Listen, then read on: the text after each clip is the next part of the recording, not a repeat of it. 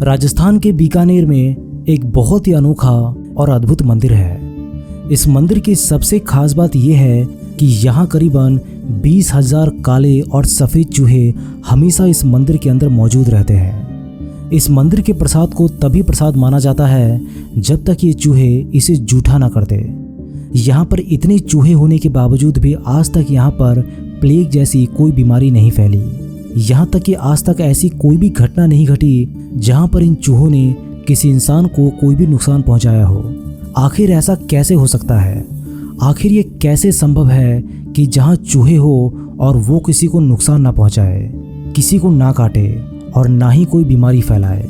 इन्हीं सवालों का जवाब ढूंढने इस मंदिर में कई सालों से कई वैज्ञानिक आ रहे हैं, परंतु उनके तर्क और पढ़ाई इन चूहों के सामने फेल हो जाते हैं।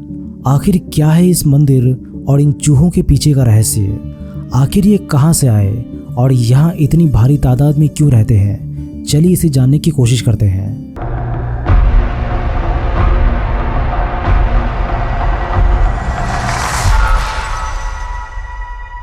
ये मंदिर राजस्थान के बीकानेर से 30 किलोमीटर की दूरी पर देशनोक शहर में स्थित है। यहाँ जाने पर आपको मंदिर प्रांगण और गर्भगृह में हजारों चूहे नजर आएंगे। मंदिर में इतने सारे चूहे मौजूद हैं कि पूरा मंदिर चूहों से भरा हुआ है। मंदिर में चूहों का अंदाज़ा आप इस बात से लगा सकते हैं कि यहाँ पर आपको पैर घसीटकर चलना पड़ता है। यदि पैर उठाकर आप चलेंगे तो आपके पैर के नीचे कोई ना कोई चूहा आ जाएगा। इस मंदिर में स्थापित जो देवी माँ की मूर्ति है उन्हें करनी माता कहा जाता है। कहते हैं कि माँ करनी का जन्म 1387 में एक चारण परिवार में हुआ था और इनके बचपन का नाम रिघुबाई था। इनका विवाह साटिका गांव के किपो चारण से हुआ था। वैराग्य होने के बाद माता सांसारिक जीवन को छोड़कर भक्ति और लोगों की सेवा में लग गई। ये भी कहते हैं कि सांसारिक जीवन छोड़ने के पूर्व उन्होंने अपने पति का विवाह अपनी छोटी बहन गुलाब से करवा दिया था। ये भी कहा जाता है कि माता करीबन 151 वर्षों तक जीवित रही थी। माता ने जिस जगह पर अपना देह त्याग किया था वहीं पर आज करनी माता का मंदिर बना है। इस मंदिर का नाम बीकानेर रियासत के महाराजा गंगा सिंह ने करवाया था। अब बात करते हैं यहाँ पर इतने सारे चूहे आए कहाँ से। ऐसी मान्यता है कि करनी माता की बहन का पुत्र लक्ष्मण कपिल सरोवर में डूबकर मर गया था। जब माता को ये बात पता चली तो उन्होंने यमराज से पुत्र को पुनः जीवित करने की प्रार्थना की। यमराज ने विवश होकर उसे चूहे के रूप में पुनर्जीवित कर दिया। कहते हैं कि तब से यहाँ पर हजारों चूहे खुलेआम घूमते नजर आते हैं। ये सभी माता के बेटे और वंशज हैं। हालांकि लोकगीतों में इन चूहों की एक अलग ही कहानी बताई जाती है। इस कहानी के अनुसार एक बार 20,000 सैनिक की एक टुकड़ी देशनोक पर हमला करने के लिए आई थी। माता को ये जब बात पता चली तो देशनोक की रक्षा के लिए इन सभी को अपनी दिव्य शक्तियों से चूहा बना दिया था।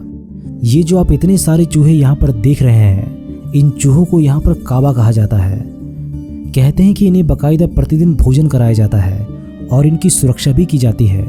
यहाँ पर इतने सारे चूहे हैं कि आपको पाँव घसीट कर चलना पड़ेगा। अगर एक चूहा भी आपके पैर के नीचे आकर मर गया तो अपशगुन माना जाता है। इस अपशगुन से बचना हो तो यहाँ पर सोने का चूहा बनवा कर रखना होता है। कहा जाता है कि एक चूहा भी आपके पैर के ऊपर से होकर गुजर गया तो समझो आप पर देवी की कृपा हो गई। और यदि आपने सफ़ेद चूहा देख लिया तो आपकी मनोकामना ज़रूर पूरी होगी। आपको जानकर ये आश्चर्य होगा कि यहाँ चूहों का झूठा भोजन बेहद पवित्र माना जाता है।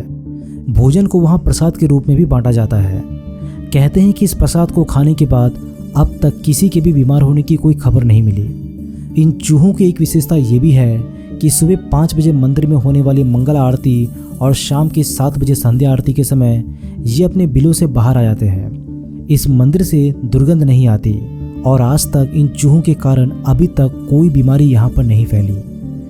दोस्तों, क्या आप करनी माता मंदिर जाना चाहेंगे? अपने जवाब हमें कमेंट बॉक्स के माध्यम से ज़रूर लिखिएगा। मैं बहुत जल्दी मिलता हूँ एक नए वीडियो में। तब तक के लिए नमस्कार।